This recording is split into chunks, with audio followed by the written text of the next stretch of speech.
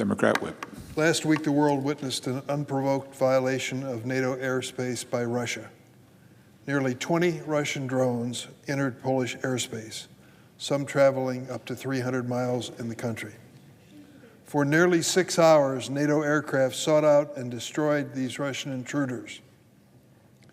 Then this weekend, fighter jets intercepted another Russian drone that entered NATO airspace, in this case, Romania. The EU's chief diplomat, Kaja Kallas, promptly said of the recent incident, quote, "The violation of Romanian airspace by Russian drones is another unacceptable breach of an EU member state's sovereignty. This continued reckless escalation threatens regional security." I couldn't agree more.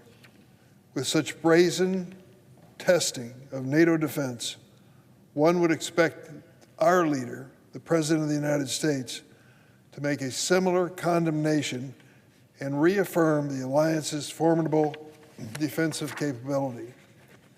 But the response from President Trump has been silence or bizarre musings, saying maybe it was just a mistake by Russia.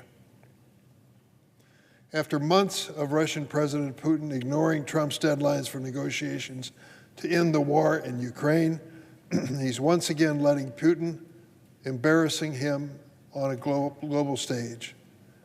Can anyone here imagine Ronald Reagan being played over and over again by the Russians like this?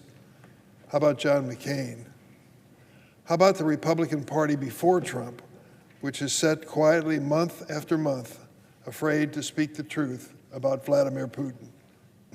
Is there anyone in this chamber who would argue with a straight face that a Democratic president repeatedly kowtowing to Russian aggression wouldn't be met with howls of criticism?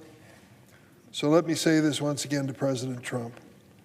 I don't fault you for trying to negotiate an end to this horrific war in Ukraine, but it's been clear for some time to everyone that Mr. Putin is not serious about your overtures.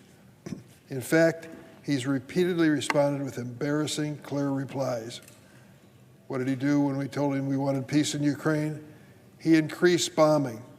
He violated NATO airspace. He teamed up with other global despots and acts of sabotage and mayhem all across Europe. I urge President Trump to finally see Putin for the person he is and what he's doing to America's reputation and the president's own personal legacy. And we in Congress should finally move this week to pass the Russian sanctions bill, which I understand has 85 co-sponsors. It's long overdue. Let's do it.